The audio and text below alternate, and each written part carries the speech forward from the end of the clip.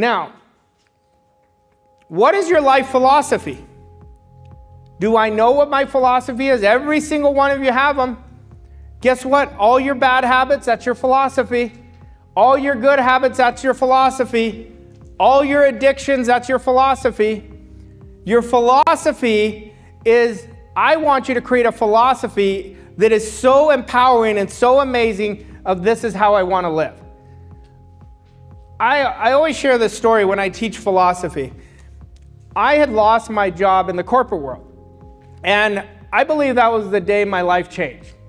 But I worked my way up out of college from the bottom to the top of the company. So the only person I ever reported to was the president of the company. And there was this rumor that they were selling. So I asked him, I said, I'm getting married in a few weeks. I keep hearing this rumor that you're selling. Is that true? And the president looks me straight in the eye, like from me to Tigran. They look me straight in the eye. He goes, you'd be the first to know if we were selling. I walk into work the next day, they sold. And I was so pissed. Were you the first one there? Yeah, I was the first one there. I was like, I got this meeting. Hey, we need to talk. I was like, uh-oh. And anyway, I'm walking out and I'm so angry. Then this voice came over me. He said, you should be angry at yourself. Why did you give all your power to them? And in that moment, I always joke about it, that I think I was having the walk of shame to my car. But I remember the new company an hour later came in and said, we want to keep you. They only kept a few people. And I said, no. I said, no. This was my opportunity for all the work I'd been doing to make it and bet on myself. And that was the day my philosophy changed. That was the day I said, I am not letting anybody have control of my destiny. Too many people are letting the outside world control their destiny. I used to be one of them. But I promise you, when you change your philosophy, you're going to change your life. But philosophy is your automatic operating system. It's your underlying belief system. And what we have to do is decide, what do I want as part of my philosophy? Do you want it to be whatever I touch turns to gold? I play the and game. I'm always living my standard. You've got to decide what you want your philosophy to be. Right now, your philosophy could be, every idea that I work on, I'm going to win. That could be your philosophy right now. But when we conform to our environment's philosophy, we're going to keep creating exactly what we've created. I want part of your philosophy to be, I disrupt comfort every day. I'm a beginner every single day. I never think that I know this well enough. I'm always a beginner. You make that part of your philosophy, watch how you're going to change your life. It will change the game. You could already be the very best at what you do, and you're not even close to what you can do. You're not even close to what you can do. Now, would you buy into this idea that every single person in this room can do 25 times better than they're doing right now? Yes. Well, that's what I'm always thinking. I'm always thinking, where can I get better? Where can I get better? The minute you start drinking your own Kool-Aid, you're in trouble. You always have to be humble and hungry. Make that part of your philosophy. I don't care what we've created. It's not even close to what we can create. It's not even close. I look at myself 12 months ago. I'm so different. I'm so different than who I was 6 to 12 months ago. Why? Because I keep working with bigger ideas of myself. So building a bigger idea is my philosophy. So you've got to start understanding how important philosophy is, because everything starts at your philosophy. What you guys want, now we have to build the philosophy that is in harmony with what you want. Your philosophy creates your standard creates your story creates your identity, and your identity creates your results. But if we miss the first step of building a philosophy that is in harmony with how we want to live, it's going to screw up the whole process. It's going to screw up the whole process. Now, your philosophy is what builds your disciplines, your standards, and ultimately your results. It starts with philosophy. Look at the type of vacations you go on. Philosophy.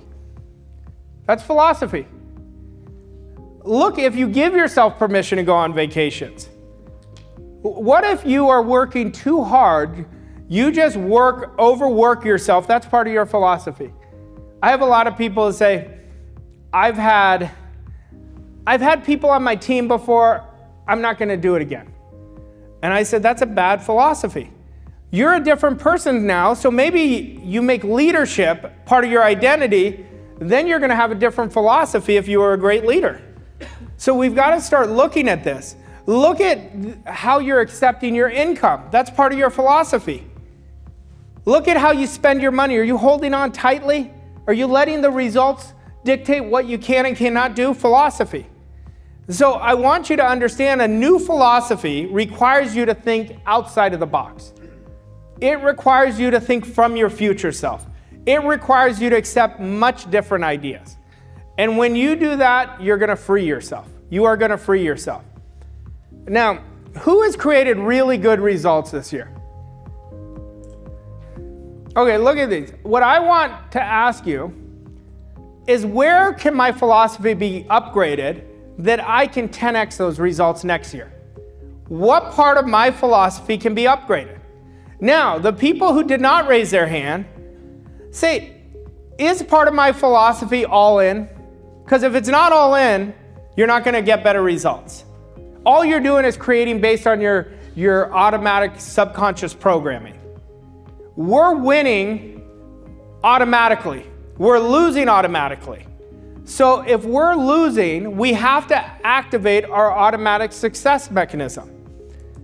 So that demands a new philosophy, but you can learn off of my philosophy. The next 2 days, I'm just teaching you philosophy basically the whole time. I'm teaching you standards the whole 2 days. I may not say them in those terms, but that's what I'm showing you. And I never focus, I told you this earlier, I never focus of why something doesn't work. I do not care. David was saying when Bob and me and Mikey would mastermind, I mean, we would say, this is what we're doing. And she would be like, excuse me? Like, this is going to take this much time. I never even ask her when we're creating something how much time it takes, because I know I'm not going to like her answers sometimes. So I don't even put a timeline of what she says. But that was a philosophy. Now, what we have to do is, who do you admire is their philosophy, make it part of yours. You can get a bunch of people's different philosophies and be like, I really like that. I really like that. Like, I like Warren Buffett's philosophy. He's always about just being mentored and being slow at growing your business, and then it grows fast. What he's really saying in his philosophy is, don't worry about how long it takes, just do the work.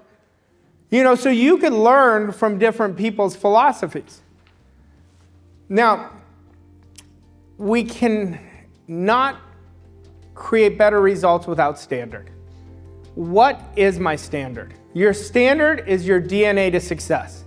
Right now, standard is the most important part that you're going to get from your philosophy. And of all the judgments we make through life, none are more important than the estimates we place on ourselves according to our own internal standards.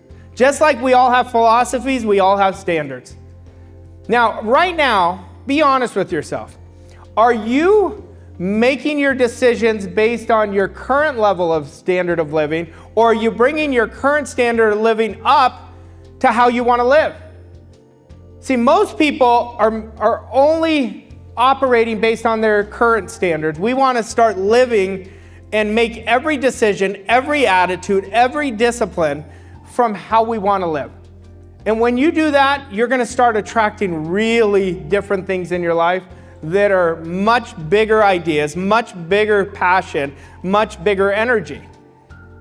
Now, our happiness is connected to our standard. When we're operating with a great standard, we respect ourselves, we're happier. We're happier. So what if we said, I'm going to stop screwing around with my standard, and everything you're saying yes to right now is your standard. Everything I'm saying yes to is my standard. So look at what you're saying yes to. When I say it is a non-negotiable, done deal that you've achieved your goal, do you believe me? Now, don't tell me you believe me intellectually, because that's not where the belief is.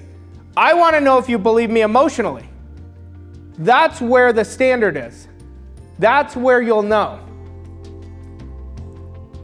But it is impossible to exceed the standards you have for yourself.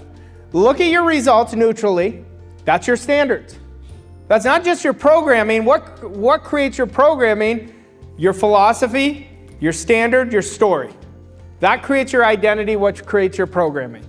So it sets your baseline. Your standards get you to see where you're going. Every one of you are not listening to me based on what I'm saying. You're listening to me of what is in your awareness. Every one of you are going to hear me differently. And the standard you hold from yourself is your most important core value. So we want to put in your notes, what is the philosophy that will create the mental equivalent to my goal, but I only want 3. I do not want 2 pages. I want your top 3 philosophies. Then I want your top 3 standards that you're going to implement as soon as you leave here. Do you realize you could change your standard right in this moment? Like right in this moment. Like, I am done conforming. That will be your new standard. Now, you must practice standard with discipline. None of this works without discipline. So any standard that you write from now on, that's the only standard you accept. And everything that is not in harmony with it, you reject it. And that's how you're going to create world-class results. Now, it's time for us to transform. To transform means to do the real work, not the fake work. It means to do the real work. You know, I have a client who messaged me, she got COVID. She's done such a phenomenal job doing the real work. Like, her results have absolutely exploded. And every day she texts me, because we do accountability, she says, I'm doing the real work. I'm doing the real work. Where before she said she was doing the fake work. You know, and the fake work is where we lie to ourselves. But I want you to remember what I'm about to tell you. You could lie to yourself, but your energy never lies. Ever. So what's your name? Stacy. If I asked you a question, you lied to me, I may not say anything to you, but I would know. I would know if you were lying. But we've got to stop doing that to ourselves, because then every time we're in low energy, we've been lying to ourselves. We've been lying to ourselves. Then we go, let me work on a different business idea. What about the one you were working on? Why do we let that go? What if we just didn't have the right strategy is why we didn't achieve it? Because guess what's going to happen on the next business idea? We're going to want to let go of that too. So we want to understand, when you put the proper standards in place, you're going to speed up the goal achieving process. But you all have to meet your goal halfway. It's not good enough to have a goal. The minute we make an irrevocable, committed decision, this is exactly what I'm going to do, we start meeting it halfway. We have to meet the goal halfway. But you have a standard towards everything in your life.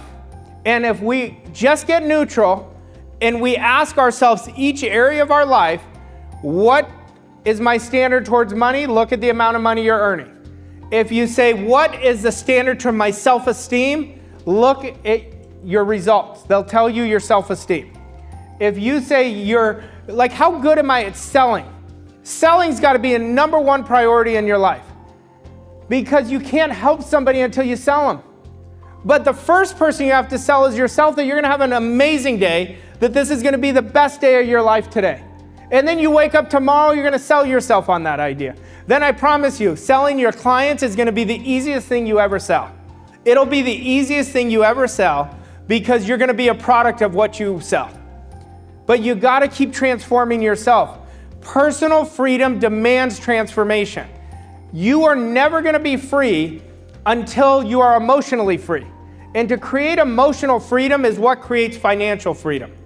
Until we're emotionally free, where we're comfortable in our own skin, that we're not worried about how they're going to react to us, that's when you're going to start creating in freedom. You're going to start being on the energy of where freedom is. But look at what type of action am I taking? That's your standard towards action. Action is the most important thing all of us do every day. If we're not taking action, we're not creating results. What is your standard towards health? Like, do you go to the gym? What is your nutrition plan? That'll tell you. What is your standard towards accepting new ideas? And what is your standard towards discipline? See, if you look, like Caddy, if you said, Arash, this is my goal, we would work on creating the standards from your goal. I don't need you to create all your standards at once. But every discipline affects every other discipline, so it's going to improve your standards in every other area. That's the beautiful part. But I want to know, where is my standard gap right now from where I am to where I want to be? There's always a gap.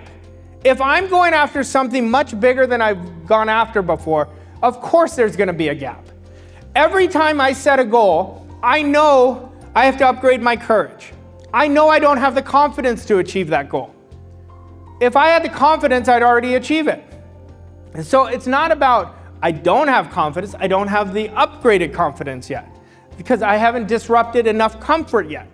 So we want to understand we're always going to have a standard gap if we're constantly going after goals that are worthy of us.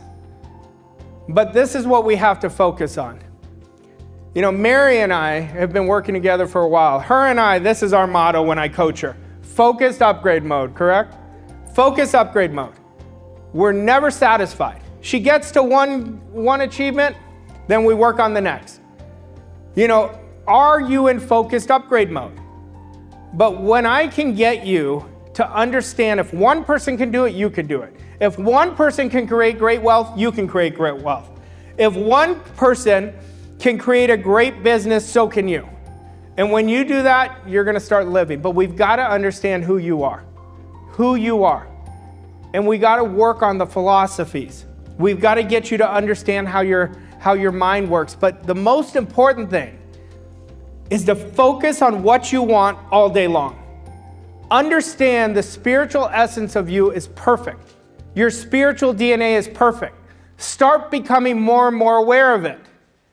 Like, Tigger, if you had a goal, let's say you had a goal that you said, my goal is 15 million a year, okay? So I'd say, let's say I wanted to work with you on connecting to more of your spiritual essence. I'd say a great declaration would be, I'm so happy and grateful now that my business is earning 15 million or more in profits, and we keep transforming our clients' lives. I am becoming more and more aware of my spiritual essence being absolutely perfect. And I am making defining choices from my goal. If I kept repeating that over and over again, I'm going to start becoming more and more aware to connect to the higher side of my personality. Okay? Let's build your foundation strong. Let's get great at accepting and rejecting ideas, and let's make your notes into a game plan. Let's make it.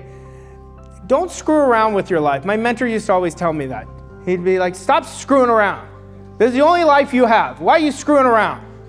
And, you know, he inundated his standard in me. He really did. And he didn't talk a lot about standards, but he inundated it with me. And that's what I want to do with all of you. There's not one person sitting in here who cannot dramatically change their results over the next 90 days. There's not one of you. And then do it again the next 90 days. But you have to invest in your personal transformation work. It is not just a hobby. A lot of people like studying this. I'm more into making it around your personality, building your character. All right, I think that's good for the first session, and then I think we have a break. All right, guys, will you please take your seats? We're going to get back started with our morning session. Hi, I miss you. Good to see you. Do me a favor and put your hands together. Welcome back to the stage, Arash Vasugi.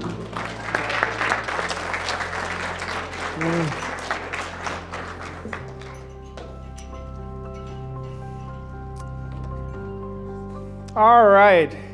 You know, I was just talking to a couple people, and I wanted to share it with you. A lot of us have a bad relationship with losing.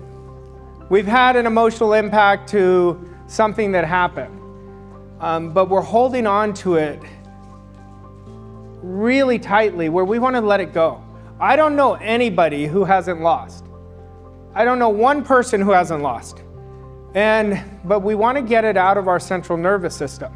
So if whatever you're holding on to right now, we want to heal. It becomes a trauma. So we want to heal that trauma, or else that's going to be the hidden commitment that is going to keep showing up and blocking our success. Like, get it out of you, but start upgrading your philosophy and understand losing is never the problem. It's never the problem. It's wilting to the loss and not pivoting forward is the problem. I don't know a day that I don't lose. There's some part of my day, because I like disrupting comfort. I do things for the first time all the time. But we have to understand it. I was telling the people I was talking to, Roger Federer was one of the best tennis players to ever play. He has won more majors than anybody. And I was watching his documentary, and they calculated the amount of points he's played. He's lost 50% of the points he's played. He's won 50%. And when I saw that, I was like, that makes total sense. But he won the big points. He won the big matches. So we want to really stop letting the results dictate who we are. The results are not who you are. The results are a part of your behaviors. So change the behaviors, you change the results. I remember I was going to, there was this week-long event I did when I was, at the time I was losing. But there was this pole you had to climb up. It was this huge pole. And the instructor comes to me, and he knew I'm like totally in my head about this pole. He goes, it's just an effing pole. And like it took the pressure off. I was like, you're right. And then I climbed up this pole, and it was nothing. It was more made up in my mind. So it's just a result. It's just a goal. So we can change all the time. So I want you to remember that. I would imagine, like I've failed thousands of times. I would imagine that. I don't calculate how many times I've failed. But that's part of the philosophy. Failing is not the problem. Failing is the biggest illusion. Like if you're around a real elite performer, they will tell you failure does not exist in their mind. They just had the wrong strategy. They may have had the wrong game plan, but they never look at it as failing. Like I think money is the biggest illusion. A lot of people have such a poor understanding of money, but they have such a poor understanding of failing. If your past story was challenging, that means your next story is going to be amazing. Because if it's a little bad or if it's a lot bad, it's a lot good. So I want to make sure you guys understand what you're about to do has nothing to do with your past. It has to do with building that new model. So I want to make sure you understand that so you do not keep allowing yourself to listen to a lie. Now, success is never a straight line. It's a roller coaster of learning opportunities. Success is never a linear arrow up. It's a bunch of ups, downs, sideways, backwards. But you have to create emotional discipline. So we have to be in control of our emotions, or else our emotions are going to control us. So we want to understand that. But to create a quantum leap is about elimination. And everything that drains your energy, we want to eliminate. We want to eliminate anything that drains your energy. Like right now, you're holding on to things that are draining your energy. We want to let those go. Relationships that don't work, we want to let them go. And everything that others can do better, you learn from them. You could leverage through learning. You could leverage through outsourcing them. There's my whole life, I teach this at my World-Class Wealth event. I teach a whole real process on leverage. My whole life is leverage. I literally do nothing but this. I truly don't. I've leveraged my life forever. And leverage is going to free you up because you don't have to be the best at things you don't want to be the best at. Anything that I know that's essential for my goal, I will leverage it if I don't want to do it. So we want to understand quantum leaps are about a few things. Like I use Michael as an example because he's just created a massive quantum leap month after month the end of this year. And Michael and I had a conversation, and I said, are you ready to stop screwing around? Because he was doing the work, but he was like me. He'd start, stop, right, Michael? And I said, are you ready to do a 90-day sprint with me? And I said, but this 90-day sprint is going to demand you do exactly what I tell you to do.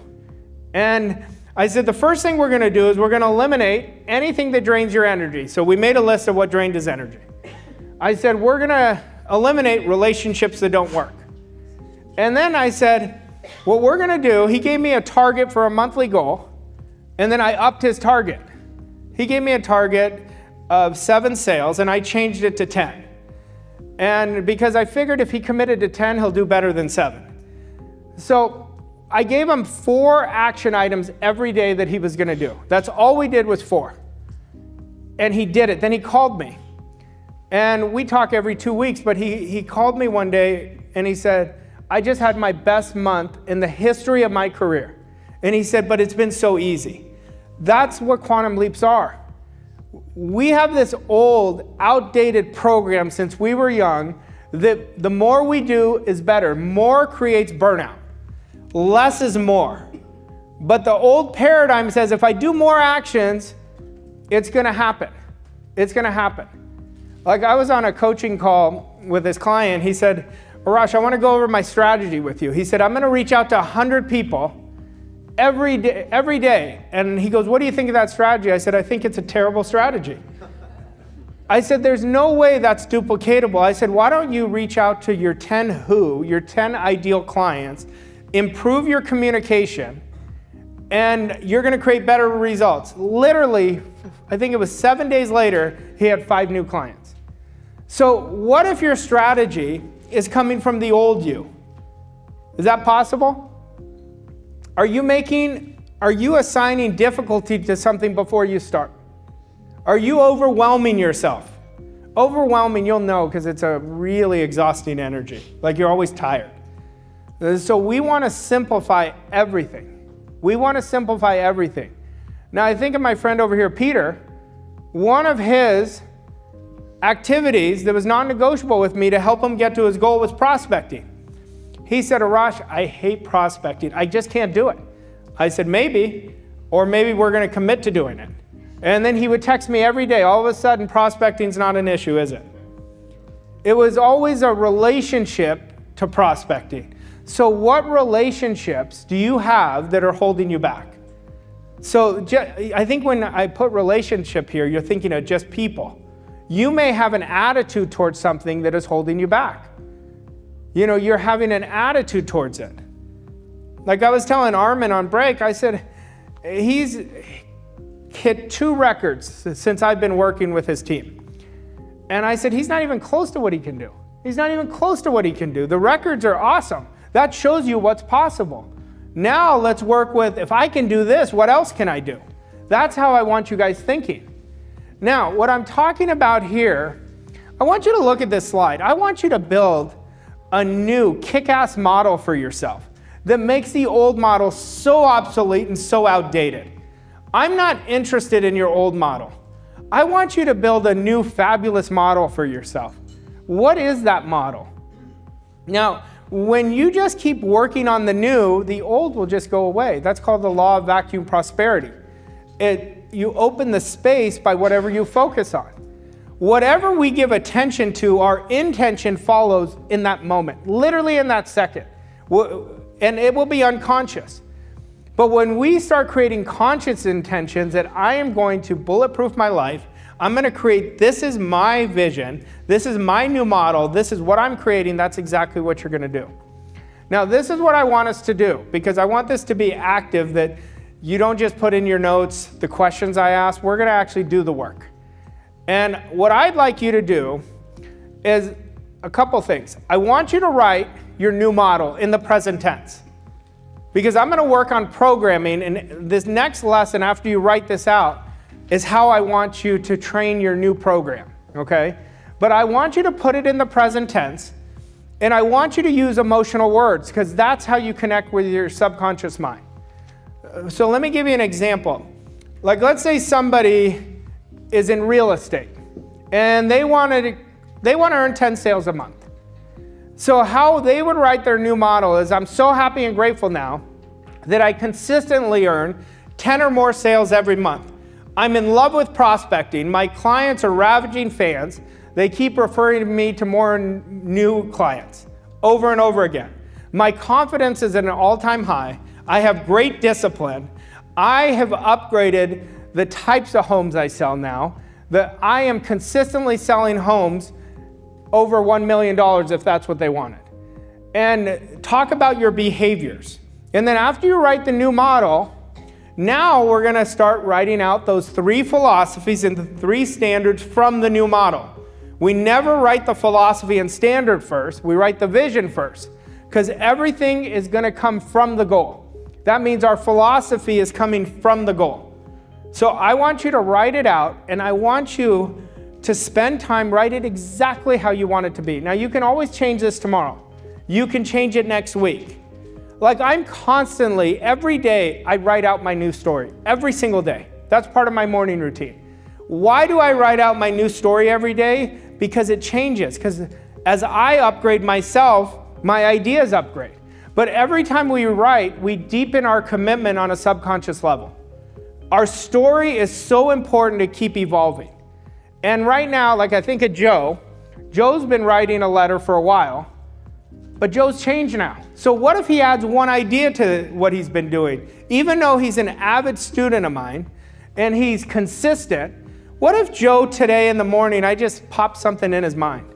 Like I activated something in him. He'd want to put that into his new model. So never get married to your model. Constantly be open and flexible that maybe I have a new idea that I want to install in there. And if you have a poor relationship with money, put in your model, I have a great relationship with money. Money is my best friend. It comes to me easily and effortlessly.